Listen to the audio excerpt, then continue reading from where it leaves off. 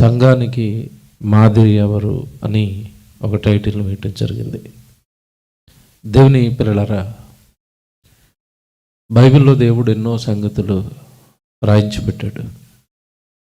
రాయబడిన ప్రతి సంగతి కూడా భూమి మీద ఉన్న తన పిల్లల జీవితాలలో నెరవేరాలి అన్న ఉద్దేశంతో బైబిల్ను రాయించి తన పిల్లలైన వారందరి చేతుల్లోనూ దేవుడు పెట్టాడు. కానీ ఈరోజు బైబిల్ కేవలం అదొక మత గ్రంథంగా మారింది. క్రైస్తవులకైతే కేవలం ఆదివారం గుడికి వెళ్ళే పుస్తకంగా మారిందే తప్ప అందులో ఉన్న ప్రతి సంగతి ధ్యానించాలి అని, అర్థం చేసుకోవాలి అని, అర్థం చేసుకున్న సంగతులు జీవితంలో పాటించాలి అని బైబిలును దివారాత్రములు ధ్యానించేవారు అతి కొద్ది మందిగా మనకు కనబడతారు. అందుకే బైబిల్లో దేవుడు రాయించిన సంగతులు ఈరోజు తన పిల్లల జీవన విధానంలోనికి రాలేదు. అలా రాకపోవటం వలన దేవుడు కన్నా ఎన్నో కలలుగానే మిగిలిపోయాయి. ప్రారంభంలో ఈ మాటలు నేను ఎందుకు మాట్లాడుతున్నానో ప్రసంగం మధ్యలోకి వెళ్ళేసరికి మీకు అర్థమవుతుంది. దేవుడు బైబిల్లో రాయించిన ప్రతి మాట కూడా తన పిల్లల బ్రతుకుల్లో పండాలి, తన పిల్లల బ్రతుకుల్లో అవి నెరవేరాలి అన్న ఉద్దేశంతోనే దేవుడు రాయించడం జరిగింది. ఈరోజు సంఘం క్రీస్తు రక్త దర్పణతో ఏర్పడింది. అది రక్త అర్పణతో ఏర్పడింది. సంఘం అనగానే ఈజీగా కట్టబడింది కాదు. పరలోకంలో ఉన్న కన్నతండ్రి తన జ్యేష్ఠ కుమారుడైన యేసుక్రీస్తుల వారిని ఈ లోకానికి పంపించి సిలువలో అతి క్రూరంగా ఆయన సిలువ మరణాన్ని మన కోసం ఏర్పాటు చేసి ఎంతో కష్టపడితేనే కానీ ప్రభు రక్షణ మనకి రాలేదు. ఆ రక్షణ ద్వారా, ప్రభు యొక్క త్యాగం ద్వారా ఈరోజు సంఘం కట్టబడితే ఆ సంఘం యొక్క ప్రవర్తన, సంఘానికి మాదిరి, సంఘాన్ని నడిపించవలసిన వారు ఎవరు అని బైబిల్ చెబుతుంది అని మనం ఆలోచిస్తే ముందుకు బైబిల్లోకి వెళ్ళి ఒక మాట ఆలోచిద్దాం, తర్వాత పాఠంలోనికి వెళదాం. తిమోతికి రాసిన మొదటి పత్రిక 4వ అధ్యాయము 12వ వచనం బైబిల్లో చూద్దాం. మొదట తిమోతికి రాసిన మొదటి పత్రిక 4వ అధ్యాయము 12వ వచనం చదువుతున్నారు. నీ యవ్వనమును బట్టి ఎవడును నిన్ను తృణీకరింపనీయకము, కానీ మాటలోను, ప్రవర్తనలోను, ప్రేమలోను, విశ్వాసములోను, పవిత్రతలోను, ఇదిగో నువ్వు విశ్వాసులకు మాదిరిగా ఉండాలి. బాగుంది. సంఘం లేదా విశ్వాసులు వాళ్ళకి మీరు మాదిరిగా ఉండాలి అంటున్నాడు. ఏ విషయాల్లో మాదిరిగా ఉండాలో చెప్పాడు. ఎవరిని మాదిరిగా ఉండాలి, మీరు మాదిరి చూపించాలి అని దేవుడు కోరుకుంటున్నాడు. 12వ వచనం మళ్ళీ చదువుదాం. నీ యవ్వనమును బట్టి అంటే ఎవరి గురించి మాట్లాడుతున్నాడు చెప్పండి? యవనస్తుల గురించా? ఇందుకు ఎవరండి యవనస్తులు? నిజం మాట్లాడుకుందాం. యవనస్తులు అంటే ఎవరు చెప్పండి? ఇక్కడ కూర్చున్నప్పుడేమో చాలామంది ఏమంటారంటే యవనస్తులు అంటే చిన్నపిల్లలండి, ఇంటర్మీడియట్ చదివే వాళ్ళంతా యవనస్తులండి. మరి మేమెవరు అండి? మీరెవరండి? మేము పెద్దవాళ్ళం అండి. రైట్. ఇదే సేమ్ స్ట్రాటజీ బయట అప్లై చేస్తారా? పెళ్ళికి వెళ్ళిన తర్వాత మీరు ముసలోళ్ళండి, పెద్దోళ్ళండి, పక్కన కూర్చోండి అన్నట్టు ఏమంటారు? అబ్బబ్బబ్బ, అప్పుడు నాకెప్పుడు అంత వయసు ఎక్కడైందండి, మొన్నే కదా పెళ్ళయింది. అంటే లోకంలో ఉన్నప్పుడేమో యవనస్తుడిగా చూపించుకోవాలని ప్రయత్నిస్తాడు, లోక సంబంధమైన విషయాల్లో యవనస్తుడిగా కనబడాలని ప్రయత్నిస్తాడు. మీసం తెల్లబడిపోయినా, జుట్టు తెల్లబడిపోయినా ఏమేసేస్తారు? దేనికేసారు? ఎలా కనపడాలి? యవనస్తుడిగా కనపడాలి. సంఘంలో పనులకు వచ్చేసరికి మేమేమి పనులు చేయవండి, ఎవరు చేస్తారు? అదే మరి మీరు యవనస్తులు కదా, బాగా ఆలోచించండి.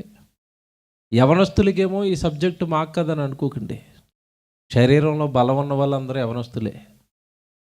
మీ శరీరాలు ఏమన్నా ఉడికిపోయినాయా? ఉడగలేదు కదా. బలం ఉన్న వాళ్ళందరూ ఈ సబ్జెక్టు జాగ్రత్తగా వినండి, ఈ మాటలు జాగ్రత్తగా వినండి. నీ యవనాన్ని బట్టి ఎవడు నిన్ను ఏం చేయకూడదంట? తృణీకరింపనీయకుము అన్నాడు. అంటే యవన కాలంలో తృణీకరింపబడతావా? యవన కాలంలో తృణీకరింపబడే అవకాశం ఉందా అంటే ఉందండి. యవ్వన కాలం అనగానే తప్పు చేయకపోయినా తప్పు చేశాడేమో అన్న అనుమానంతో చూసే లోకం ఇది. కనుక పత్రిక తిమోతికే రాస్తున్నాడు, కానీ యవనస్తులకే రాస్తున్నాడు. యవనుడిగా ఉన్నాడు తిమోతి. కానీ మనం కూడా నేర్చుకోవాల్సిన సంగతులు ఉన్నాయి ఇందులో. ఈ రాత్రి చాలా సంగతులు దేవుడు చెప్తాడు. సంఘంలో ఉన్న ఒక విశ్వాసి లేదా ఒక యవనస్తుడు ఎలా ఉండాలి సంఘానికి అంటే ఒక మాదిరిగా కనపడాలి అన్నాడు. ఏ ఏ విషయాల్లో మాదిరి చూపించాలి అంటున్నాడు? నీ యవ్వనమును బట్టి ఎవడును నిన్ను తృణీకరింపనీయకుము, కానీ మాటలోను, అక్కడ కామాలు పెడుతూ ఉంటాడు చూడండి. ఒక విషయాన్ని చెబుతున్నప్పుడు ఏమండి జాగ్రత్తగా బైబిల్ ఇలాగే చూడాలి. మీరు మాటలోను అన్నాడు అంటే మాటలు ఎలా ఉండాలి? బాగుండాలి. ఈరోజండి విశ్వాసుల మాటలు ఎక్కడ బాగుంటాయి చెప్పండి? ఎక్కడ బాగుంటాయి? సంఘంలో బాగుంటాయి, ఇంటి దగ్గర బాగుంటాయా? బాగా ఆలోచించండి. సంఘంలో చక్కగా అనుకువగా ఉన్నట్టుగా నెమ్మదిగా ఉన్నట్టుగా పాస్టర్ గారు అయ్యగారు ఎంత బాగుంటుంది ఇది. ఎక్కడ? సంఘంలో. ఇంటికి వెళ్ళిన తర్వాత మాట ఎలాగ ఉంటుంది? బజార్లో మాట ఎలాగ ఉంటుంది? మార్కెట్లో మాటలు ఎలాగున్నాయి? సహోదరులు కానివారు, చర్చికి రానివారు ఇతరులతో మాట్లాడుతున్నప్పుడు ఎలా మాట్లాడతారు? బాగా ఆలోచించండి. బాగుంటాయి మాటలు? బాగుంటాయండి? బాగోవండి. మాటలో మాదిరి చూపిస్తున్నావా? క్రీస్తుని నమ్మిన తర్వాత మీ మాట ఏమైనా మారిందా? క్రీస్తుని నమ్మిన తర్వాత మీరు మాట్లాడే విధానం మారిందా? మాట్లాడే విధానం, ఒకప్పుడు హార్ష్గా మాట్లాడానండి, ఒకప్పుడు పొగరుగా మాట్లాడానండి, ఒకప్పుడు బూతులు మాట్లాడానండి, ఒకప్పుడు పోగిరి మాటలు మాట్లాడానండి, ఒకప్పుడు నా మాటల్లో అన్నీ కూడా చెడు కనపడేదండి. క్రీస్తులోనికి వచ్చిన తర్వాత నా మాట మారింది. మాటలోను అన్నాడు చూడండి. ఒక విశ్వాసి సంఘానికి మాదిరి చూపించాలి. ఏ విషయాల్లో చూపించాలి అంటే మాట అన్నాడు చూడండి. ఏమంటే మాట గురించి ఇంత తీవ్రంగా ఆలోచించాలా? మాటలు బాగోకపోతే ఏదైనా ప్రమాదం ఉందా? ఉందండి. ఒక ఇద్దరు చక్కగా కలిసి ఉన్న ఇద్దరు విడిపోవాలంటే వాళ్ళని విడగొట్టడానికి ప్రయోగించేవి ఏంటి చెప్పండి? మాటలే. వాళ్ళిద్దరూ కలిసి ఉన్నప్పుడు చూడలేరండి చాలామంది. ఇద్దరు కలిసి బాగా పనిచేస్తున్నారు అనుకోండి, చర్చిలోనే ఉంటాయి ఇవి. ఏంటో వాళ్ళిద్దరు ఎప్పుడు వాళ్ళిద్దరే ఉంటున్నారు, ఏదో జరుగుతుంది అంటారు అంతే. ఏం లేదు అక్కడ. పాపం వాళ్ళ మనసులు కలిసే అంతే. పాపం మగపిల్లలే ఇద్దరు. వాళ్ళిద్దరు కలిసి బాగా దేవుడు పని చేస్తుంటే ఇంకొంతమంది చూడలేరు.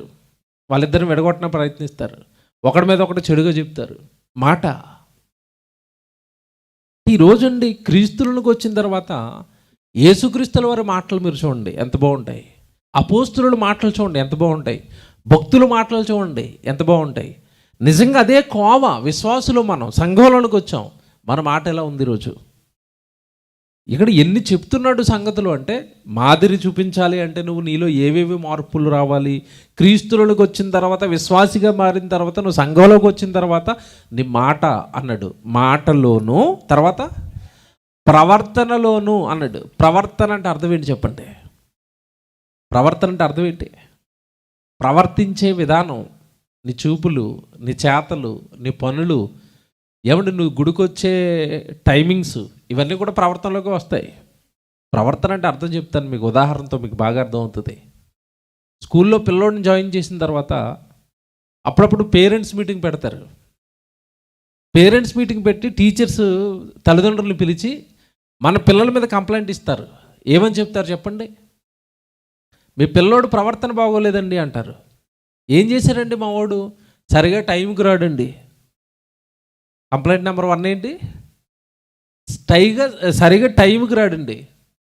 ఇవన్నీ గుర్తుపెట్టుకోండి. మీరు చివర్లో అడుగుతాను. సరిగా స్కూల్కి రాడు. అప్పుడప్పుడు డొమ్మ కొడతా ఉంటాడు, వచ్చినా టైంకి రాడు. ఆ తర్వాత ఇవి ఆ స్కూల్ యూనిఫామ్కి ఒక టై ఉంటుందండి, మేవో టై కట్టుకోడండి, షూ లేస్ కట్టుకోడండి, జుట్టు సరిగా దూకోవట్లేదండి. ఇవన్నీ కంప్లైంట్లు కదండి. సరిగా ఇన్షర్ట్ చేసుకోవట్లేదండి, బట్టలు ఐరన్ చేసుకుని రావట్లేదండి, మీ వాడు ప్రవర్తన ఏం బాగోలేదండి అంటారు. అంటే ప్రవర్తనలో ఎన్ని వస్తున్నాయంటే, వాడు వచ్చే టైమింగ్ వచ్చింది, వాడు వేసుకునే బట్టలు వచ్చాయి, ఏమండి వాడి వాడి వాడి ఏమండి రెగ్యులర్గా స్కూల్కి రావట్లేదండి. ఇవన్నీ వచ్చినాయి కదండి ప్రవర్తనలో. నిజంగా క్రీస్తులోనికి వచ్చిన తర్వాత మన ప్రవర్తన, పక్కవాడితో మనం ప్రవర్తించే విధానం, ఏదైనా జరుగుతున్నప్పుడు మనం మాట్లాడే మాటలు, మనం తీసుకునే నిర్ణయాలు, ఇవన్నీ కూడా క్రీస్తుని చూపిస్తాయా? మన ప్రవర్తనలో క్రీస్తు కనబడుతున్నాడా? ఏదో జరిగింది, నిజంగా మనం ప్రభువులోకి ఉంటేనండి ఏదో గొడవలు జరుగుతూ ఉంటాయి, అల్లర్లు జరుగుతూ ఉంటాయి. క్రైస్తవుడు అన్నవాడు సమాధానపరచాలి. ఎవరైనా ఇద్దరు కొట్టుకుంటుంటే మధ్యలోకి వెళ్ళి, లేదండి మనం కొట్టుకోకూడదండి, దేవుడు పిల్లలు అండి, ప్రవర్తన భలేగా ఉంటారండి వాళ్ళు, వాళ్ళ జీవన విధానం బాగుంటుందండి, భార్య భర్తలు ఇద్దరు భలే ప్రవర్తిస్తారండి, ఇలాంటి సాక్ష్యాలు మన మీద ఉంటున్నాయా? మన ప్రవర్తన. ఇంకా చెప్తాడు కిందకి వెళ్ళేసరికి, ప్రవర్తనలోను ప్రేమలోను అన్నాడు చూడండి. ప్రేమ, ఒకరినొకరు ప్రేమించటంలో, ఇలా చాలా విషయాలు చెప్పాడండి. ఒక్కొక్కటి వివరిస్తే చాలా టైం అవుతుంది. నేను ఒక విషయం చెప్తాను ఈరోజు మీకు.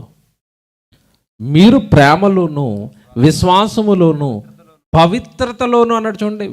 ఏమంటే విశ్వాసము అనేది చిన్న మాట కాదు. అసలు విశ్వాసం ఎప్పుడు బయటపడుతుందో తెలుసండి. మన విశ్వాసం ఎప్పుడు బయటపడుతుందో తెలుసా? ఎప్పుడు చెప్పండి? కరెక్ట్ సరైన శోధన తగిలినప్పుడు బయటకు వస్తుంది. అదేనా? అన్ని బాగున్నప్పుడు అందరం గుడికి వస్తాం, అన్ని బాగున్నప్పుడు దేవుడు అండి అంటాం. కరెక్ట్ రైట్ టైం ఏదైనా శోధన కష్టకాలం వచ్చిందంటే అప్పుడు ఏం దేవుడో ఏమోనండి వెళుతున్నాం, కానీ సరిగ్గా మా ప్రార్థన వినటం లేదు, మా కష్టాలు తీరటం లేదు. అయ్యగారు మా కోసం గట్టి ప్రార్థన చేయండి. గుడికి రావట్లేదు ఏంటమ్మా? ఏం చెప్పాలండి మా కష్టాలు అంటే? కష్టాలు ఉంటే గుడికి రారు. అన్నీ బాగుంటే గుడికి వస్తాం. మా ఇంటికి చుట్టాలు ఎవరు రాకపోతే గుడికి వస్తాం, అంతేనా? ఇంటికి బంధువులు వచ్చారనుకోండి, అదే రోజు ప్రార్థన జరుగుతుంది అనుకోండి, గుడికి వస్తారా? రారు. ఇప్పుడు ఒక మాట అడుగుతున్నాను, చుట్టాలు వచ్చారని గుడికి రారు. కష్టం వచ్చినప్పుడు చుట్టాలు వస్తారా, ముందు దేవుడి దగ్గరికి వస్తారా? సహాయం ఎవరికి కావాలి ముందు? అది విశ్వాసం విషయంలో మనం ఎలాగుంటున్నాం, ఎలాంటి విశ్వాసంతో ఉన్నాం దేవుడి పట్ల, ఇది మనం ఆలోచించుకోవాలి. ఇంకో మాట చెప్పాడు, విశ్వాసములోను తర్వాత పవిత్రతలోను. పవిత్రమైన మాటలు ఉన్నాయా? పవిత్రమైన పనులు ఉన్నాయా? పవిత్ర కార్యాలు ఉన్నాయా మన జీవితంలో? ఏమండి, ఈరోజు మన చుట్టూతో ఉన్నది పాపం అండి. సెల్ ఫోన్ ఓపెన్ చేస్తే పాపం, టీవీ పెడితే పాపం, ఒక పుస్తకం ఓపెన్ చేస్తే పాపం, ఎవరితోనో మాట్లాడదామంటే వాళ్ళు మాట్లాడే మాటల్లో పాపం. ఈ చుట్టూతా పాపం ఉన్నప్పుడు పరిశుద్ధంగా పవిత్రంగా జీవించాలి అంటే ఎంత కష్టం చూడండి. కానీ క్రీస్తును ధరించిన వారు కూడా, క్రైస్తవులుగా పిలువబడుతున్న వారు కూడా అపవిత్రమైన కార్యక్రమాల్లో మునిగి తేలుతున్నారు. ఇవన్నీ చెప్పుకుంటూ వచ్చాడండి. పవిత్రతలోను నువ్వు విశ్వాసులకు మాదిరిగా ఉండు మనకి చెప్తున్నాడు. మనం విశ్వాసులకు మాదిరిగా ఉన్నామా? సంఘానికి మాదిరిగా ఉన్నామా? సంఘాన్ని ముందుండి నడిపించే వారంగా, సంఘం కోసం కష్టపడే వారంగా మనం ముందుంటున్నామా? ఒక విషయం చెప్తానండి, ఇవన్నీ చెప్పాడు కదా, నీ మాట బాగుండాలి, నీ విశ్వాసం బాగుండాలి, నీ ప్రేమ బాగుండాలి, నువ్వు పవిత్రంగా జీవించాలి. చివరికి నువ్వు ఎలా మారిపోవాలి అంటే విశ్వాసులకు మాదిరి అన్నాడు. మాదిరి అంటే మనల్ని చూసి అలా ఉండాలి అని కోరుకోవాలి. సంఘం ముందు అంత ఏమంటే ఉన్నతంగా మనం ఉంటున్నామా? ఒక వ్యక్తి జీవితాన్ని మీకు చూపిస్తానండి. ఒక వ్యక్తిని ఈరోజు మీ మధ్యలోకి పట్టుకొస్తాను. నిజంగానండి, ఆయన పెరిగిన వాతావరణం మంచిది కాదు, పాపపు వాతావరణంలో పెరిగాడు. చుట్టూతా వ్యభిచారము, దొంగతనాలు, నేరాలు, ఏమండి పురుషులతో పురుషులు, స్త్రీలతో స్త్రీలు వెళ్ళిపోయేంత భయంకరమైన దేశంలో పెరిగాడు. ఆ భయంకరమైన పరిస్థితుల మధ్యలో పెరిగాడండి యవనస్తుడు. కానీ ఎప్పుడైతే దేవుడు మాటలు అతన్ని తాకాయో, దేవుడి మాటలు ఎప్పుడైతే అతనికి పరిచయం అయ్యాయో, వెంటనే తన జీవితాన్ని మార్చుకోవటం ప్రారంభించాడు, తన బ్రతుకును దిద్దుకోవటం ప్రారంభించాడు. తన జీవితాన్ని విశ్వాసులకు మాదిరిగా మారిపోయేంత ఉన్నతంగా తన జీవితాన్ని కట్టుకుని, ఇదిగో మీరందరూ ఇలా ఉండాలి అని చూపించేంత గొప్ప వ్యక్తిగా బైబిల్లో ఒక వ్యక్తి ఎదిగాడండి. మీకు చూపిస్తాను ఆయన్ని. ఈరోజు ప్రతి ఒక్కరూ కూడా దేవుళ్ళలోకి వచ్చిన తర్వాత ఆ ఉన్నతమైన స్థితిలోకి వెళ్ళాలి. నన్ను చూసి ఒకరు దేవుళ్ళలోకి రావాలి, నా మాట చూసి ఒకరు దేవుళ్ళలోకి రావాలి, నా ప్రవర్తనను బట్టి ఒకరు దేవుళ్ళలో నిలబడాలి, నా ప్రేమను బట్టి నేను ఒకరిని సంఘంలో నిలబెట్టాలి, నా విశ్వాసాన్ని చూసి అందరూ అవాక్కైపోవాలి. ఏంటండి దేవుడి మీద ఎంత భక్తి వెలికి ఎంత విశ్వాసం ఏంటండి అని అనాలి. నా పవిత్రతను చూసి పాపం చేస్తున్న వాళ్ళు భయపడాలి. నువ్వు అంత గొప్పగా సంఘం ఎదుట నువ్వు మాదిరిగా నిలబడాలి అన్నాడు. ఇది ప్రతి విశ్వాసికి దేవుడు చెప్తున్న మాట. మనమంతా కూడా మాదిరిగా, రోల్ మోడల్స్గా అలా ఉండాలండి, ఆయనలా బ్రతకాలండి, ఆవిడలా బ్రతకాలండి ప్రభు కోసమని మన జీవితాలు ఉన్నతంగా మారాలని కోరుకున్నాడు. ఏమండి మనం అంటాం ఈరోజు ఒక యవనస్తులు కానీ ఒక మంచి వయసులో ఉన్నవారిని కానీ మీరు పవిత్రంగా ఉండండి, పరిశుద్ధంగా ఉండండి, మాటలు బాగుండాలి అంటే చాలామంది చెప్పే మాట అండి, మన చుట్టూ ప్రపంచం బాగోలేదు కదండి, అది పాడు చేసేస్తుందండి అంటారు. ఇప్పుడు ఒక ఆయన్ని చూపిస్తానండి. బైబిల్లో మోషే గారు మీకు తెలుసు, నిర్గమకాండంలో పుట్టాడు ఈయన. అప్పటికి ఇశ్రాయేల్ అంతా కూడా బానిసత్వంలోకి వెళ్ళిపోయారు. సుమారు 430 సంవత్సరాలు ఐగుప్తు దేశంలో బానిసత్వంలో ఉండి ఆ దేశంలో ఉన్న పాపపు కార్యక్రమాలన్నీ బాగా నేర్చుకున్నారండి. ఎందుకంటే లోకంలో ఒక సామెత ఉంది మీకు తెలుసు, 6 నెలలు సహవాసం చేస్తే వాడు వీడవుతాడంట. వీళ్ళు 6 నెలలు కాదు సహవాసం, ఎంతకాలం ఐగుప్తులో 430 సంవత్సరాలు ఉంటే వాళ్ళ అలవాట్లన్నీ వీళ్ళకి వస్తాయా రావా? వస్తాయి. అలాగ 430 సంవత్సరాలు ఆ దేశంలో కాపురం ఉండి వాళ్ళు చేస్తున్న పాపపు కార్యక్రమాలన్నీ కూడా వీళ్ళు అలవాటు చేసుకున్నారు. ఒక మాటలో చెప్పాలంటే కంప్లీట్గా దేవుడిని మర్చిపోయి పాపపు జీవితాలకు అలవాటు పడిపోయారు. వాళ్ళని విడిపించడానికి మోషేని పంపించాడు. మీకు తెలియదు కాదు, మోషే విడిపించుకుని తీసుకుని వస్తున్నాడు, అరణ్య మార్గంలో నడిపిస్తున్న టైంలో దేవుడు కోరుకున్నాడు, నాయనా నేను వాళ్ళని విడిపించటం మాత్రమే కాదు కోరుకుంటా, వాళ్ళను పాపం నుండి కూడా విడిపించాలి, వాళ్ళు చేస్తున్న భయంకరమైన పాపపు కార్యక్రమాలు కూడా నేను మాన్పించాలి అని కోరుకున్న దేవుడు ఆజ్ఞలు ఇప్పించాడు. మీకు తెలియదు కాదు, 10 ఆజ్ఞలు ఉన్నాయి. ఏముంటాయి చెప్పండి 10 ఆజ్ఞల్లో? ఏమున్నాయి? వ్యభిచారం చేయొద్దు ఉందా? ఎందుకుంది? దొంగతనం చేయకూడదు ఎందుకుంది? అంటే వీళ్ళు ఏమి నేర్చుకున్నారు అక్కడ? వ్యభిచారాలు, నరహత్యలు, దొంగతనాలు, తల్లిదండ్రులను త్యజించటం, ఇలాంటి భయంకరమైన కార్యక్రమాలన్నీ నేర్చుకున్నాడు. అక్కడ నుండి విడిపించడానికి ఆజ్ఞలుగా పిల్లల్ని పవిత్రపరచుకోవడానికి ఆజ్ఞలు ఇస్తున్నాడు. ఏమండి, ఎప్పుడైతే ఈ ఆజ్ఞలు చెప్పాడో, ఎప్పుడైతే మనం దేవుడి పిల్లలము పవిత్రంగా పరిశుద్ధంగా బ్రతకాలి అని చెప్పాడో, ఏమంటే వాళ్ళందరిలో సుమారు మీకు తెలియదు కాదు, కాల్బలం కలిగిన వాళ్ళు ఎంతమంది అంట? 6 లక్షలు. సుమారుగా ఇంచుమించుగా 20 లక్షలు అనుకోండి అంచనా వేస్తే. ఈ 20 లక్షల మందిలో ఒక యవనస్తుడు ఉన్నట్టండి. నిజంగా మోషే మాటలకు ఆకర్షితుడైపోయాడు. మోషే మాటలు చెబుతుంటే ఆ పవిత్రమైన దేవుడు మాటలకు ఆకర్షితుడైపోయి మోషే వెనకాల పరిచారకుడిగా మారిపోయి ఒక యవనస్తుడండి. యవన కాలంలో మోషే వెనక తిరిగి నిజంగా చాలా గొప్పవాడైపోయాడండి. ఒక రకంగా చెప్పాలి అంటే, మీరు ఇందాక చదువుకున్నారు కదా తిమోతి 1:4-12లో, మీరు సంఘానికి మాదిరిగా మారాలి అని. ఆ మాదిరిగా మారిపోయాడు. ఆయన ఎవరో కదండి, యెహోషువ. ఒకసారి ఈయన జీవితం గురించి ఒక మాట చూపిస్తాను బైబిల్లో. నిర్గమకాండం 33వ అధ్యాయము 11వ వచనం ఒకసారి చూడండి. నిర్గమకాండం 33వ అధ్యాయము 11వ వచనం. మనుషుడు తన స్నేహితునితో మాట్లాడునట్లు యెహోవా మోషేతో ముఖాముఖిగా మాట్లాడుచుండెను. తర్వాత అతడు పాలెములోనికి తిరిగి వచ్చుచుండెను. అతని పరిచారకుడును, అండర్లైన్ చేసుకోండి జాగ్రత్తగా, అతని పరిచారకుడును నూను కుమారుడైన యెహోషువను యవ్వనస్తుడు గుడారములో నుండి వెలుపలకు రాలేదు. ఏమండి, ఇతని గురించి పరిచయం చేస్తున్నాడు. ఎవరైనా? యెహోషువ. ఈయన గురించి పరిచయం చేస్తే ఏమంటున్నాడు చూడండి అక్కడ, అతని పరిచారకుడును. అంటే ఎవరికి పరిచారకుడు? ఎవరికి పరిచారకుడు అండి? మోషేకు పరిచారకుడా? ఏ కాలంలో పరిచారం చేస్తున్నాడు? ఏ కాలంలో? యవ్వనుడు. యవ్వనస్తులు ఎవరైనా సేవకులకి పరిచారం చేస్తారండి? మీరు చెప్పండి, చేస్తారా? ఎవరు చేస్తారు చెప్పండి? పరిచారం అంతా పెద్ద పెద్ద వాళ్ళు చేస్తారండి. యవ్వనస్తులు ఎక్కడ ఉంటారు? సరిగ్గా గుడికేరారు, వచ్చిన ఎక్కడెక్కడో చివరిని కూర్చుంటారు. మీటింగ్ అంతా అయిపోయిన తర్వాత మైకులు మోయండిరా, చైర్లు మోయండిరా అంటే వాళ్ళ వెనకాల పడితే కానీ రారు. కానీ ఒక యవ్వనస్తుడు అండి యవ్వన కాలంలో మోషే వెనకాల పరిచారానికి వెళ్ళాడంట. నిజంగా ఆలోచింపజేసిందండి నన్ను ఇది. యవ్వన కాలంలో పరిచారమా? ఎవడు పరిచారం అంటే ఏముంటుంది చెప్పండి? పరిచారం అంటే ఏంటి చెప్పండి?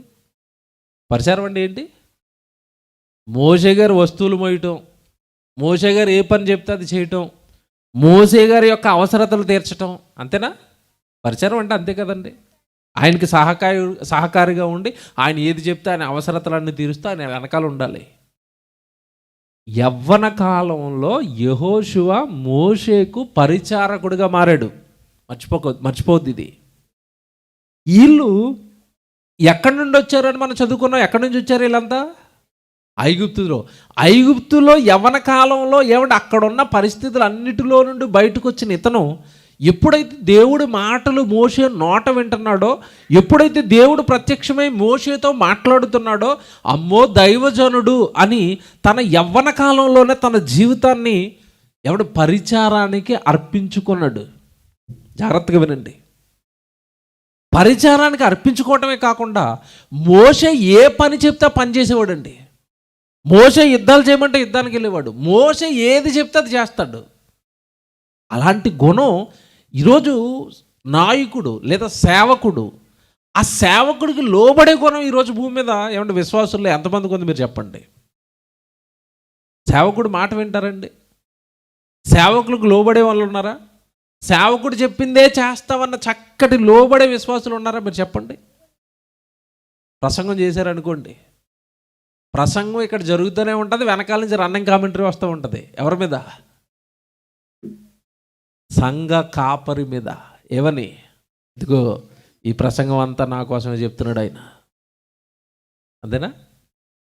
ఏమంటే ప్రసంగాలు చేయకూడదా? మనుషుల గురించి చేయకూడదండి? చేయొచ్చా చేయకూడదా చెప్పండి? ప్రసంగాలు మనుషులుగా చెట్లుగా అండి? మనుషులకే కదా. ప్రసంగం చేస్తున్నప్పుడు నిన్ను బాధ పెడుతుంది అనుకోండి, లోపం ఎవరిలో ఉంది? ఎవరినైతే బాధ పెడుతుందో వాళ్ళలో ఉంది. ఎందుకు? వ్యభిచారం కోసం ఈయన పాఠం ఏమంటే వ్యభిచారం కోసం సేవకుడు చెప్తున్నాడు అనుకోండి, వ్యభిచారులు నరకానికి వెళ్ళిపోతారు అన్నారు అనుకోండి, కోపం ఎవరికి వస్తుంది? మరి దేవుడు రాయించిందే చెప్తున్నాడా, ఆయన సొంత మాటలు చెప్తున్నాడా? దేవుడు రాయించిందే. మీరు దొంగతనాలు చేయొద్దు, అబద్ధాలు ఆడొద్దు, తప్పులు చేయొద్దు, మోసాలు చేయొద్దు అంటున్నాడు. ఏమండి, ఎవరైతే తప్పు చేస్తున్నామో వాళ్ళకే వాక్యం మనల్ని బాధ పెడుతుంది. మన కోసమేనండి దేవుడు రాయించింది. పేతురు గారు ప్రసంగం చేశారు అపోస్తుల గారి 2వ అధ్యాయంలో. యూదులు వచ్చారు ఆ రోజంతా పండక్కి. వచ్చిన యూదుల్ని ఏమంటున్నాడు తెలుసా? పేతురు గారు ప్రసంగం చేస్తూ, మీరు సిలువ వేసిన ఈ యేసునే అన్నాడు. ఎవరేశారు సిలువ? మీరే చంపేశారు ప్రభువుని అన్నాడు. డైరెక్ట్ ప్రసంగం అది. మీరే చంపేశారు, మీ రక్షకుడిని మీరే చంపేశారు అన్నాడు. ముందు కోపం వచ్చింది వాళ్ళకి. ప్రసంగం అంతా విన్న తర్వాత ఏమొచ్చింది? అయ్యో బాబు, మా రక్షకుడు మేము చంపేసుకున్నాం, అయిలారా ఇప్పుడు మేము ఏం చేయాలి, మాకు మార్గం ఏంటో చెప్పండి అన్నారు. మంచోళ్ళు కదండి వాళ్ళు. మారిపోయారు. తప్పు చేశారని చెప్పగానే మారిపోయారు. మేమేం చేయాలి, మా పాపం పోవాలంటే మేమేం చేయాలి అని వెంటనే పాపాలు ఒప్పుకునండి అక్కడికక్కడ వాళ్ళు బాప్తీసం తీసుకున్నట్టుగా బైబిల్లో మనం చూస్తాం. మనకు ప్రసంగం వినపడుతున్నప్పుడు మనలో ఏవైనా తప్పులు ఉంటే దిద్దుకోవాలి. మనలో ఏవైనా లోపాలు ఉంటే అమ్మో దేవుడు నన్ను ప్రేమించి చెబుతున్నాడండి అనాలి. అంతే తప్పండి చెబుతున్న సేవకుల మీద తిరుగుబాటు మనం చేయకూడదు. ఏమండి, చెప్పే ఆయనే లేడనుకోండి, మనలో ఉన్న తప్పులు మనకు ఎవరు చెప్తారు చెప్పండి? ఆయన చెప్తున్నాడు కదా అని ఆయన మీద తిరగబడుతున్నామండి. ఆయన చెప్పటం మానేస్తాడు. అప్పుడు మన పరిస్థితి ఏంటి? మనకు వాక్యం అందుతుందా? మనకి దేవుడు గద్దింపులు అందుతాయి? మన ఆత్మీయ జీవితం ఏమైపోతుంది చెప్పండి? చెబుతున్న వ్యక్తిని బాధ పెడితే చెప్పాలన్న మనసు ఆయనకు పోయింది అనుకోండి, మనకి ఎవరు చెప్తారు వాక్యం? చెప్పేవాళ్ళు లేనప్పుడు దేవుడి సంగతులు మనకు ఎలాగ అందుతాయి? రోజు వాక్యం చెబుతున్నా మన ఆత్మీయ జీవితాలు ఇలాగ ఉన్నప్పుడు, ఎక్కడికక్కడ ఉండిపోతున్నప్పుడు, వాక్యం చెప్పే వ్యక్తులను బాధ పెట్టి వాళ్ళ నోట మాటలు రానివ్వకుండా వాళ్ళ మనసుకు గాయాలు మనమే చేస్తే, ఆ వాక్యం మనకు అందకపోతే మన పరిస్థితి ఏంటి చెప్పండి? దేవుని పిల్లలారా, మంచోడండి. యవ్వన కాలంలో యెహోషువ మారిపోయాడు. కొద్ది కాలానికి ఒక పని చెప్పాడు. సంఘానికి ఒక విశ్వాసి ఎలా మాదిరి చూపించాలో చెప్తున్నాను, జాగ్రత్తగా వినండి. యవ్వన కాలంలో సేవకుడి దగ్గరికి చేరాడు. సంఘం ఈరోజు మందల సంఘమో, ఆ రోజు ఇశ్రాయేలు సమాజం అంతా కూడా ఒక సంఘం. ఆ సంఘాన్ని నడిపిస్తున్న నాయకుడు మోషే. అక్కడ పరిచారానికి జాయిన్ అయ్యాడు. ఒకానొక సందర్భంలో మోషే ఒక పని చెప్పాడు. నాయనా, మనకి ఇవ్వబోతున్న ఆ దేశాన్ని, ఆ పాలు తేనెలు ప్రవహించే దేశాన్ని మీరు చూచిరండి అని పంపించాడు. చాలామంది మనుషులు వెళ్ళారండి, వచ్చారు, చూశారు, వచ్చారు. పంట బాగుంది. అలాగే అక్కడ మనుషులు కూడా బాగున్నారు, ఉన్నత దేహులు, పెద్ద పెద్ద శరీరాలతో ఉన్నారు. వచ్చిన వాళ్ళల్లో కొంతమంది సంఘానికి చెడ్డ సమాచారం ఇచ్చారు. ఏమని సమాచారం ఇచ్చారో తెలుసా? దేవుడు ఆ దేశాన్ని మనకి ఇస్తానన్నాడు, కరెక్టే. కానీ మనం వెళ్ళి వాళ్ళ మీద యుద్ధం చేసి వాళ్ళని మనం జయించలేము. వాళ్ళు మనల్ని చంపేస్తారు. వాళ్ళు మనకంటే బలంగా ఉన్నారు. వాళ్ళు మనకంటే గట్టి శరీరాలతో ఉన్నారు. ఎత్తులో గట్టి వాళ్ళు, శరీర బలంలో గట్టి వాళ్ళు. కనుక మనం జయించలేము. ఖచ్చితంగా మనల్ని అందరినీ ఆ దేశానికి వెళ్ళిన తర్వాత వాళ్ళు మనల్ని చంపేస్తారు, మనం చచ్చిపోతాము మార్గం మధ్యలోనే అని సంఘంలో ఒక అలజడి రేపారండి. సంఘంలో ఉన్న ఇశ్రాయేలు సమాజం మధ్యలో ఒక అలజడి రేపారు. ఆ అలజడికి సంఘం అంతా అల్లకల్లోలం అయిపోయింది. అల్లకల్లోలం అయిపోవటమే కాదు, అందులో ఉన్న చాలామంది ఎలాంటి నిర్ణయాలు తీసేసుకున్నారు అంటే, ఇదిగో ఇంతటి భయంకరమైన చావును మనం తెచ్చుకోవటం కంటే ఇక్కడి నుంచి మనం తిరిగి వెనక్కి వెళ్ళిపోవటం బెటరు. ఎక్కడి నుంచి బయలుదేరాం మనమంతా? ఐగుప్తు నుంచి, బానిసత్వంలోంచి బయలుదేరాం కదా. ఆ బానిసత్వమే మనకు బాగుంటుంది, తిరిగి వెళ్ళిపోదాం అని వెనక్కి వెళ్ళిపోదామని నిర్ణయించుకున్నారండి. సంఘం అంతా అంటుంది, మనకు ఒక నాయకుడిని నియమించుకుందాం. ఈ మోషే వద్దిక, ఈ మోషే మాటలు వింటే మనల్ని చంపేస్తాడు. సంఘం అంతా నుండి దేవుడికి వ్యతిరేకం అయిపోయిందండి, సేవకుడికి వ్యతిరేకం అయిపోయింది. అలాంటి సిచ్యువేషన్, అలాంటి పరిస్థితుల్లో నిజంగా యెహోషువ అలాగే కాలేబు వీళ్ళు చేసిన ఒక పని మీరు చూడండి, ఎంత ఆనందాన్ని ఇస్తుందో. సంఘాన్ని ఎలాంటి పరిస్థితుల్లో అయినా ఒక విశ్వాసి పవిత్రంగా ఉంటే, పరిశుద్ధంగా ఉంటే, విశ్వాసంలో ఉంటే, ఒక విశ్వాసి సంఘాన్ని సైతం ఎలా నిలబెట్టగలుగుతాడో ఏమంటే వీళ్ళ జీవితం మనకు ఆదర్శం అండి. ఒక మంచి సందర్భం చూపిస్తాను, వీళ్ళు ఏం చేస్తున్నారో ఒకసారి సంఖ్యాకాండం మీరు చూడండి. 14వ అధ్యాయము 4వ వచనం చూద్దాం. సంఖ్యాకాండం 14వ అధ్యాయము 4వ వచనం చూద్దాం. వారు మనము నాయకుడిని ఒకరిని నియమించుకుని ఐగుప్తునకు తిరిగి వెళ్ళుదామని ఒకరితో ఒకడు చెప్పుకొనగా, మోషే అహరోనులు ఇశ్రాయేలు సర్వ సమాజం ఎదుట సాగిలపడిరి. చూసారండి, మోషే అహరోనులు ఇశ్రాయేలు సర్వ సమాజం ఎదుట ఏం చేస్తున్నారంట? సేవకులండి. అయ్యో, మీకు ఇలాంటి మాటలు చెప్పిన వాడు ఎవడు?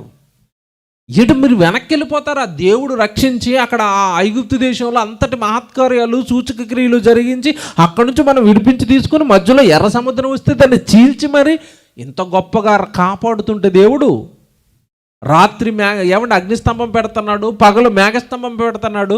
ఇంత గొప్పగా దేవుడు మనల్ని కాపాడుతుంటే మీలో ఈ బుద్ధిని పుట్టించిన వాళ్ళు ఎవరు? అయ్యో, ఇలా దేవుడికి వ్యతిరేకంగా మనం చేయకూడదు, ఇది తప్పు అంటున్నారు మోషే అహరోనులు. సాగిలు పడుతున్నారు సంఘం ముందు, అయినా వాళ్ళు వినటం లేదండి. ఇలాంటి సందర్భంలో జరుగుతున్నది ఏంటో చూడండి. 5వ వచనంలో మోషే అహరోనులు ఇశ్రాయేలు సర్వ సమాజం ఎదుట సాగిలపడిరి. 6వ వచనం, అప్పుడు దేశమును సంచరించి చూచిన వారిలో నుండిన నూను కుమారుడగు యెహోషువయు యోఫెన్నె కుమారుడగు కాలేబును బట్టలు చింపుకొని ఏం చేస్తున్నారు వీళ్ళిద్దరు? ఏంటండి ఇంత బాధ వీళ్ళకి? బట్టలు ఎందుకు చింపుకున్నారు చెప్పండి? ఇక్కడ సంఘం పాడవుతుంది. సంఘంలో తప్పుడు ఆలోచన వచ్చింది. సంఘం దేవుడికి భిన్నంగా నడుస్తుంది. ముందుకు తీసుకువెళ్తానని దేవుడు అంటుంటే వీళ్ళు వెనక్కి వెళ్ళిపోతానంటున్నారు. ఇదేం పరిస్థితి? ఏంటి, నా సంఘం ఇలాగ అయిపోయింది. అని సంఘంలోనే ఉన్న ఇద్దరు యవనస్తులు ఏం చేస్తున్నారు? బట్టలు చింపుకుంటున్నారంట. అంటే సంఘం పాడైతే ఇంత ప్రేమ వెలికి? ఎవడు మన సంఘం మీద మనకంత ప్రేమ ఉందా? సంఘంలో ఎవరైనా పాడవుతుంటే అయ్యో వీళ్ళు పాడైపోతున్నారండి, వీళ్ళ కుటుంబం ఆత్మీయంగా దెబ్బతింటుందండి, ఎవడు బ్రదర్ మన ఇద్దరం వెళదాం, అన్నితో మాట్లాడదాం, మరలా చర్చిలోకి తీసుకొద్దాం. ఆయన ఎందుకోనండి ఈ మధ్యగా సరిగా రావటం లేదండి, ఈ మధ్యకాలంలో అక్కడక్కడ నాకు బార్ షాపుల దగ్గర కనపడుతున్నాడండి, మన అన్నయ్యే ఎవరో పాడు చేశారు, ఒక నలుగురు వెళదాం, మంచి మాటలు చెప్దాం, వాళ్ళ ఇంట్లో కూర్చొని మళ్ళీ సంఘానికి పట్టుకొద్దాం. సంఘం పాడవుతుంటే ఇలాంటి బాధ్యతలు, ఇలాంటి మాదిరి తత్వం మనలో ఎవరికి వస్తుంది చెప్పండి? ఒకరినొకరు నిలబెట్టుకోవాలి, ఒకరినొకరు కాపాడుకోవాలి. ఎవరైనా పాడైపోతుంటే వాళ్ళ మీద ప్రేమ పుట్టాలి. వీళ్ళకేంటండి అక్కడ మోషే అహరోనులు సేవకులు, వాళ్ళు సాగిలపడ్డారు సంఘం ఉందంటే సేవకులు కనుక పర్వాలేదు, వీళ్ళిద్దరూ బట్టలు చింపుకోవటం ఏంటి? కింద చూడండి ఇంకెంత బాగుంటుందో. అప్పుడు దేశమును సంచరించి చూచిన వారిలో నూను కుమారుడు యెహోషువ యోఫెను కుమారుడు కాలేబును బట్టలు చింపుకొని ఇశ్రాయేలు సర్వ సమాజముతో, మేము సంచరించి చూచిన దేశము మిక్కిలి మంచి దేశము, యెహోవా మన యందు ఆనందించిన ఎడల ఆ దేశములో మనలను చేర్చి దానిని మనకిచ్చును, అది పాలు తేనెలు ప్రవహించు దేశము. మెట్టుకు మీరు యెహోవా మీద తిరగబడకుడి, ఆ దేశ ప్రజలకు భయపడకుడి, వారు మనకు ఆహారమగుదురు. చూసారండి, పిరికితనం సాతాను నూరు పోస్తే సంఘానికి వీళ్ళు తిరిగి ఏం నూరు పోస్తున్నారు? ధైర్యం. వాళ్ళు మనకు ఆహారం అయిపోతారు. ఏంటంటిది అంటే అర్థం ఏంటి? దేవుడు మనకి తోడుగా ఉంటాడు, మీరు భయపడకండి, వాళ్ళని మనం నమిలేస్తాం, దేవుడు మన వెనకున్నాడు. చూసారండి, ఎప్పుడైనా సంఘాన్ని మీరు అలా ధైర్యపరుస్తున్నారా? సంఘాన్ని బలపరుస్తున్నారా? సంఘంలోనికి వస్తున్న విశ్వాసుల్లో మీరు ఇలాంటి ధైర్యాన్ని దేవుడి ఎడల మీరు ఏమైనా నింపుతున్నారా? ఏ శోధనలోనో సాతాను మేము పట్టేసి పడగొట్టినప్పుడు ఏమి లేదన్నయ్య, మీరు బాగైపోతారు, మీరు గొప్పవారు, మీరు మరలా నిలబడతారని ఎవరిలో మీరు ధైర్యాన్ని నింపుతున్నారు? ఏమండి, సంఘానికి మాదిరి విశ్వాసులే ఒకరికి ఒకరు మనం మాదిరిగా మారాలి, ఒకరు నిలబెట్టాలి, సంఘాన్ని నిలబెట్టాలి, సహోదరుని నిలబెట్టాలి. పడిపోతున్న ప్రతి ఒక్కరిని నిలబెట్టవలసిన బాధ్యత సంఘంలోనికి చేరిన ప్రతి ఒక్కరిది. ఎంత బాగా చెప్పాడు. మీరు భయపడకండి, వాళ్ళు మనకు ఆహారం అయిపోతారు. తర్వాత చూడండి, వారి నీడ వారి మీద నుండి తొలగిపోయెను, యెహోవా మనకు తోడై ఉన్నాడు, వారికి భయపడకూడని సర్వ సమాజము వారిని రాళ్లతో కొట్ట చంపవలను అనగా ప్రత్యక్షపు గుడారములో యెహోవా మహిమ ఇశ్రాయేలుకు అందరికీ. ఏమంటే వీళ్ళందరూ ఈ మాటలు చెప్తుంటే ఏం చేయాలనుకున్నారంట? రాళ్లతో కొట్టి చంపేస్తామని తిరగబడిన ఏమంటే సంఘం అంటే ఎంత ప్రేమ అండి వీళ్ళకి. దేవుని పిల్లలారా, అలా మనం మాదిరిగా కనపడుతున్నాం. సంఘానికి సమస్య వచ్చినప్పుడు, సహోదరుడికి సమస్య వచ్చినప్పుడు వీళ్ళు అందరూ భయపడుతుంటే వీళ్ళలో మాత్రం భయం లేదేంటి? ప్రారంభంలో చదివిన మాటలు ఒకసారి జ్ఞాపకం చేసుకునండి. మాటలోనూ, తర్వాత ప్రవర్తనలోనూ, ప్రేమలోనూ, పరిశుద్ధతలోనూ అన్ని వీళ్ళలో కనపడుతున్నాయా? విశ్వాసములోను అవన్నీ వీళ్ళలో కనపడుతున్నాయా లేదా? కనపడ్డాయి. వాళ్ళ మాటలు చూడండి, పడగొట్టేవిగా ఉన్నాయా, నిలబెట్టేవిగా ఉన్నాయా? నిలబెడుతున్నాయి సంఘాన్ని. వాళ్ళలో ఉన్న విశ్వాసం దేవుడి పైన. మీరెందుకు వాళ్ళకి భయపడుతున్నారు? మన వెనకాల దేవుడు ఉన్నప్పుడు ఫరోను ఏం చేశాడు? ఫరోను జయించాం కదా మనం దేవుడు బలంతో. ఫరోను జయించటంలో దేవుడు మనకు తోడుగా ఉన్నప్పుడు వీళ్ళకి మాత్రం మీరు ఎందుకు భయపడుతున్నారు? విశ్వాసం చూసారా దేవుడి ఎడల? ఆ మాటలు చూసారా ఎలాగున్నాయో? ఆ ప్రవర్తన చూసారా ఎలాగుందో? నిలబెట్టేదిగా, సంఘానికి మాదిరి చూపించేదిగా. దేవుని పిల్లలారా, మనం కొన్ని ఏళ్ళ తరబడి సంఘానికి వస్తున్నాం, ఏళ్ళ తరబడి మనం బాప్తీసాలు తీసుకుని ఏళ్ళు గడిచిపోయి మనలో మనం ఎవరికి మాదిరిగా కనపడ్డాం? మన మాటతో ఎవరిని సంఘంలో నిలబెట్టాం? మన ప్రవర్తనతో ఎవరిని దేవుడి వైపు నడిపిస్తున్నాం? ఒకసారి మనం ఆలోచించుకోవాలి. అందుకే ప్రారంభంలో ఒక మాట చెప్పాను నేను. దేవుడు బైబిల్లో రాయించిన ప్రతి మాట మన జీవితంలోకి రావాలని కోరుకున్నాడు. మనం అలా బ్రతకాలని కోరుకున్నాడు. అలా బ్రతికితే మన నుండి దేవుడికి ఫలాలు వస్తాయి. యవ్వన కాలం అనగానేనండి, దేవుడిలో పుట్టిన మనమంతా కూడా, దేవుడిలో జన్మించిన మనమంతా కూడా యవనస్తులమే. ఈ యవనులు ఎలాంటి వారని దేవుడు కలలకు అన్నాడు తెలుసండి. మీరు దేవుళ్ళలోకి వచ్చిన తర్వాత అసలు మన నుండి ఏం కోరుకున్నాడు తెలుసండి దేవుడు? ఒక మాట చూపిస్తాను మీకు. కీర్తనల గ్రంథం 144 కీర్తన 12 వచనం ఒకసారి చూడండి బైబిల్లో. కీర్తనల గ్రంథం 144 కీర్తన 12 వచనం చూడండి. మా కుమారులు తమ యవ్వన కాలమందు, సరేండి, మా కుమారులు తమ యవ్వన కాలమందు ఎదిగిన మొక్క. దేవుడికి మనం ఎలా కనబడుతున్నామంట? ఎదిగిన మొక్క. ఏమంటే మొక్కలు అని రాయకుండా ఏమని రాశాడు అక్కడ? ఎదిగిన మొక్క అని ఎందుకు రాశాడు చెప్పండి? ఎదిగిన మొక్క ఏమిస్తుంది? పంట ఇస్తుంది, ఫలాలు ఇస్తుంది. మీకు బాగా అర్థమయ్యేటట్టుగా చెప్తాను. ఇంటి ముందు ఒక జాన్ చెట్టు వేశారు, చిన్న మొక్క వేశారు, నీళ్ళు వేస్తున్నారు, ఎదుగుతుంది. సంవత్సరాలు అయిపోతున్నాయి, ఎదిగింది. 2వ సంవత్సరం అయింది, ఎదిగింది. 3వ సంవత్సరం అయింది, ఎదిగింది. ఎదుగుతున్న కొలది దాని మీద మీరు ఏం ఆశ పెట్టుకుంటారు? ఎప్పుడు కాస్తుందో మా చెట్టు జాంకాయ, అంతేనా? అది అలాగ ఒక రోజు అంటే పోతేసింది, ఒక కాయ అయిపోయి ముగ్గింది. ఎలాగుంటుంది సంతోషం? ఫస్ట్ నేనే కోస్తాను. కొంతమంది భక్తున్న వాళ్ళు అయితే కోసి పట్టుకొచ్చి అయ్యగారికి ఇస్తారండి. అది, అయ్యగారు ఇది మా చెట్టు యొక్క మొదటి ఫలం అండి కదా. ఆ పండుని చూడగానే మీకు ఏమొచ్చింది చెప్పండి? ఆనందం వచ్చింది. ఆ పక్కనే కిలో జాంకాయలు కోసుకొచ్చి అక్కడ ప్యాకెట్తో కట్టుంటాయి. మా బజార్లోంచి కొనుక్కొచ్చారు కిలో జాంకాయలు, పక్కనే ఉంటాయి. ఇది ఒక్క కాయ కోసారు, ఇది పక్కన ఉంది. దేన్ని చూస్తే సంతోషం మీకు చెప్పండి? ఈ చెట్టుకాయే. ఎందుకో చెప్పాలి? నేను పెంచానండి, ఇది మా చెట్టు నుండి వచ్చిందండి, మా కాయ, మా జాంకాయ, మా చెట్టు కాసింది. బా కదండి. అక్కడ వాడు అమ్మేవాడు కిలోకి ఇన్ని కాయలు ఇచ్చాడు. అయ్యి మాకు అవసరం లేదు, ఇది మా కాయ, అయ్యి జాంకాయ, ఇది జాంకాయే. చూసారా? నేను పెంచింది నాకు కాయ ఇచ్చింది అనగానే మీకు ఏమొచ్చింది? సంతోషం. దేవుడు మిమ్మల్ని కన్నాడు. మీరు దేవుడి కోసం ఎదుగుతున్నప్పుడు వీడు ఎదుగుతున్నాడు, నాలో బాప్తిసం తీసుకుంటాడు, నా కొరకు ఒక మీటింగ్ పెడతాడు, నా కొరకు ఒక సభ పెడతాడు, లేదంటే నా గురించి చెబుతాడు, నా గురించి చెప్పిస్తాడు, నా కోసం ఏదో చేస్తాడని మీకోసం దేవుడు కలలుగంటూ ఉన్నాడు. జాంకాయలు గుంపు ఇంట్లోకి వచ్చిన పెద్ద సంతోషంగా లేనట్టుగా మనం అందరి మీటింగ్లకి వెళ్తున్నాం, కానీ మీరు మీటింగ్ ఎప్పుడు పెడతారు?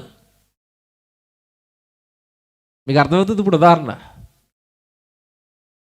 జాంకాయలు ఇన్నున్నా సరే అండి మీకు లేదు, నా జాంకాయ ఇది. మీరు మీటింగ్కి వస్తున్నారు, ఎవరెవరో మీటింగ్ పెడుతున్నారు, వెళ్తున్నారు, కూర్చుంటున్నారు, వస్తున్నారు. మీరు ఎప్పుడు పెడతారు?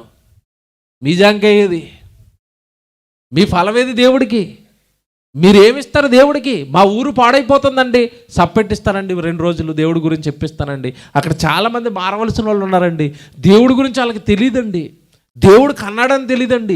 ఈ సృష్టి అంతా దేవుడు చేసాడని తెలియదండి. దేవుడు ఈ భూమి మీద ఉన్న మనుషుల ఏడలు ఎదిగి తన కొరకు బ్రతుకుతారని ఆశపడుతున్నాడన్న సంగతి తెలియదండి. త్రాగుబోతులు అయిపోతున్నారండి, తిరుగుబోతులు అయిపోతున్నారండి, అబద్ధికులుగా మారిపోయారండి, దొంగలుగా మారిపోయారండి. నా గ్రామాన్ని నేను మార్చుకోవాలండి, నా తండ్రికి ఒక సప్ప పెడతానండి. ఏది మీ ఫలం? ఏది? మీరు ఎక్కడ చేస్తున్నారు సువార్త?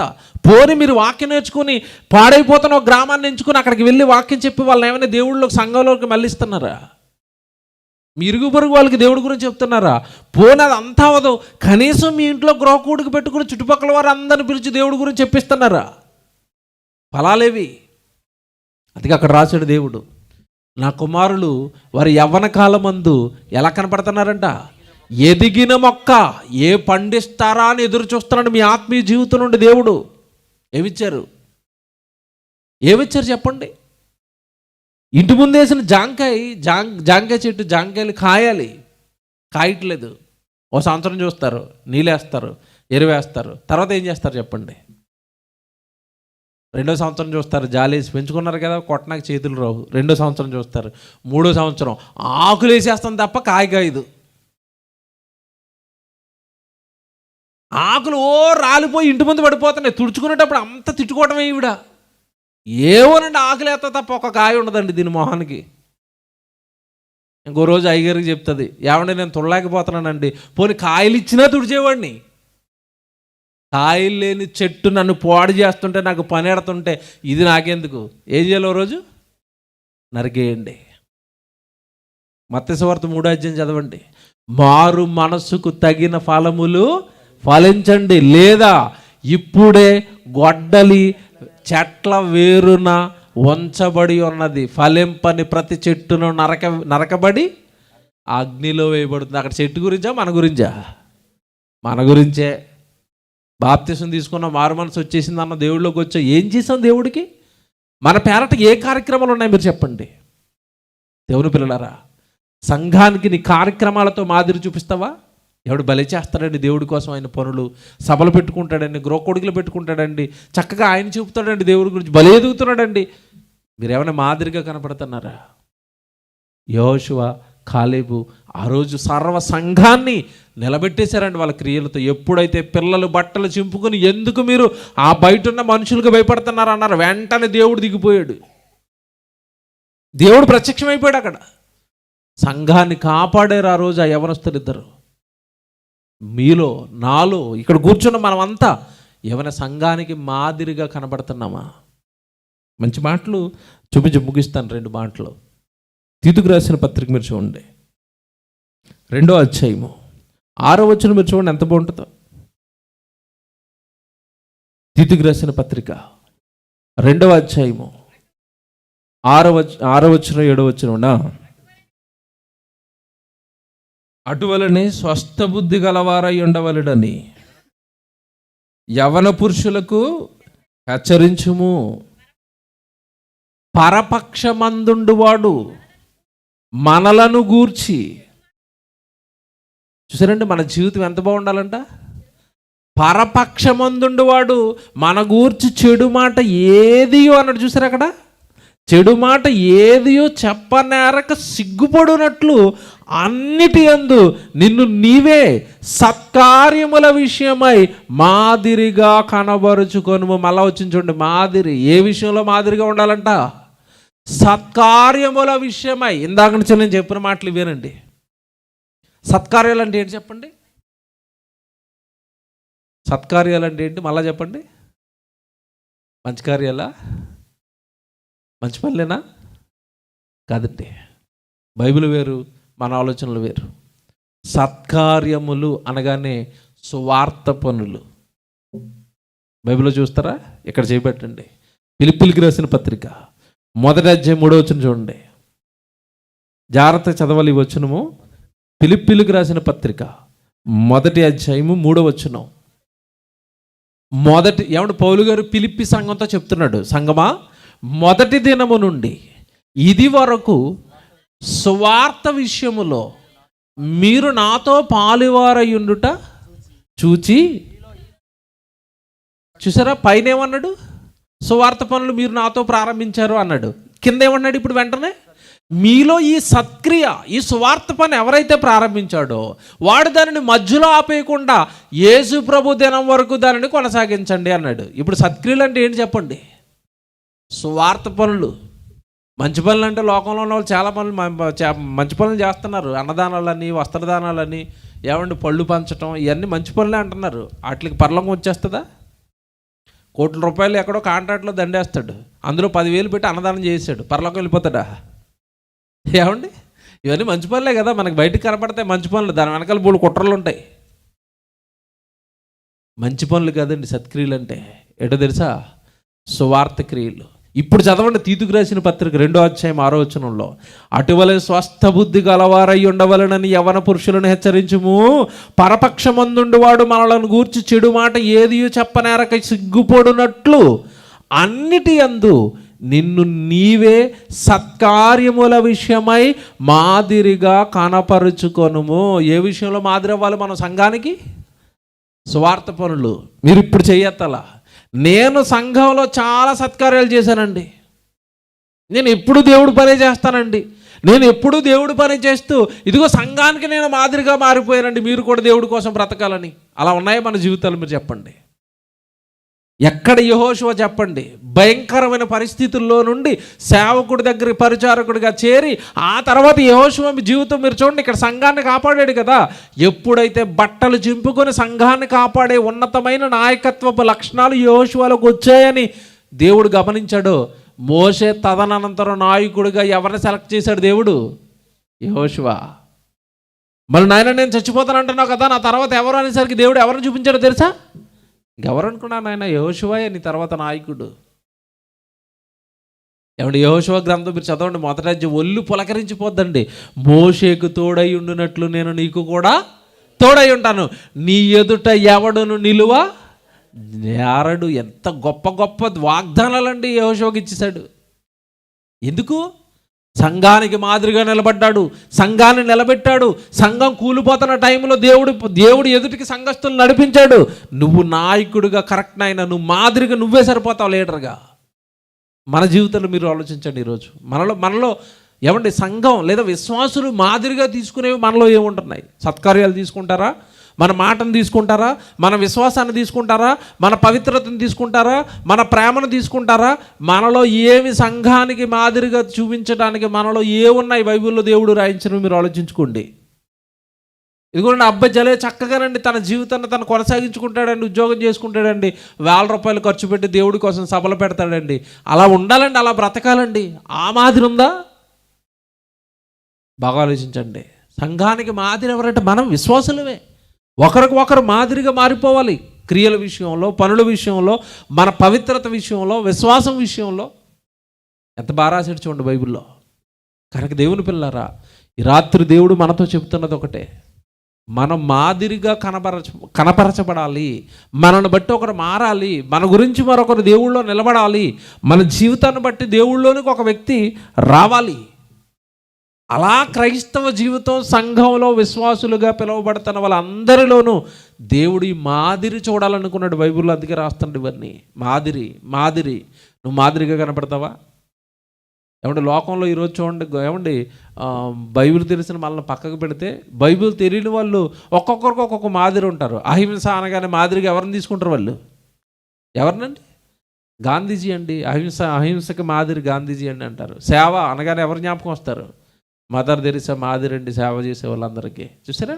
వాళ్ళు గొప్ప గొప్ప మంచి మంచి పనులను చేసి లోకంలో ఉన్న వాళ్ళు ఎంతోమందికి మాదిరయ్యారు. నువ్వు సంఘంలో దేవుడు చెప్తున్న మంచి మాటలు, వాక్యాన్ని మీరు చదువుకుని ఏవైతే నిన్ను మాదిరిగా సంఘాన్ని కనపరచమన్నాడో అవేవైనా మన జీవితంలో నెరవేరుతున్నాయా?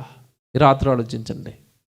కనుక దేవుని పిల్లలారా, సంఘానికి మాదిరిగా ఒక విశ్వాసం ఎదగాలి, ఒక నాయకుడు అయిపోవాలి. ఇలా ఉండాలండి అని మనల్ని చూసి చక్కగా మాట్లాడుకోవాలి, మనల్ని బట్టి నిలబడాలి, మనల్ని బట్టి ప్రేరేపింపబడాలి. మన జీవితం అంత గొప్పగా దేవుడిలో ఉండాలి. ఇది ఒకరితో ఒకరికి, ఒకరి నుంచి ఒకరికి ఇలా ఒకరినొకరు నిలబెట్టుకోవాలన్న ఉద్దేశంతో దేవుడు రాయించిన మాటలండి. మీరు మాదిరిగా ఉన్నారా? మీ మాట మాదిరా? కొంతమందిని చూస్తేనండి వాళ్ళు మాట్లాడుతున్నప్పుడు అండి వాళ్ళ మాటల్లోనే తెలియని ప్రేమ ఉంటుందండి. అన్నతో మాట్లాడితే చాలా ఆనందంగా ఉంటుందండి, అక్కతో మాట్లాడితే ఏదో తెలియని ఓదార్పు ఉంటుందండి అని మాట్లాడుకుంటారు చూడండి కొంతమంది గల్ల. ఎందుకు వాళ్ళు మాట్లాడితేనండి ఎవరిని నొప్పించడానికి మాట్లాడరండి, అవతల వాళ్ళని నిలబెట్టడానికి మాట్లాడతారు. అవతల వ్యక్తి మధ్యలో జరిగిన గాయాన్ని మాన్పే మాటలు మాట్లాడతారు. అలాంటి వాళ్ళు చుట్టూ చాలామంది ఉంటారు. అన్నతో మాట్లాడితే చాలా రిలాక్స్గా ఉంటానండి, హ్యాపీగా ఉంటానండి, అక్కతో మాట్లాడితే చాలా బాగుంటుందండి. అలా మీరు ఏవైనా మాటలతో ఆదరిస్తున్నారా? కృంగిపోతున్న వాళ్ళని, దేవుళ్ళో జారిపోతున్న వాళ్ళని బాగా ఆలోచించండి. మాటల విషయంలో చాలా జాగ్రత్తలు చెప్పాడు, మీకు తెలియదు కాదు. మాటలు మనం ఎంత పొదుపుగా మాట్లాడితే అంత మంచిది, ఎంత తక్కువ మాట్లాడితే అంత మంచిది. దేవుడి కోసం మాట్లాడడానికే మాట్లాడవచ్చు విరివిగా. ఎందుకంటే యేసుప్రభువు చెప్పిన మాట, మనుష్యుడు పలుకు ప్రతి వ్యర్థమైన మాటను గూర్చి విమర్శ దినాన్ని ఏం చెప్పాలి? లెక్క. ఎందుకు మాట్లాడేవా మాట? నువ్వు మాట్లాడటం వల్ల ఇదిగో ఈ వ్యక్తి ఆత్మీయ జీవితంలో పడిపోయాడు, నువ్వు మాట్లాడటం వల్ల ఇదిగో ఈ వ్యక్తిలో ఇద్దరి మధ్యలో మనస్పర్ధలు వచ్చాయి. ప్రతి మాటకు దేవుడు లెక్క అడుగుతాడు.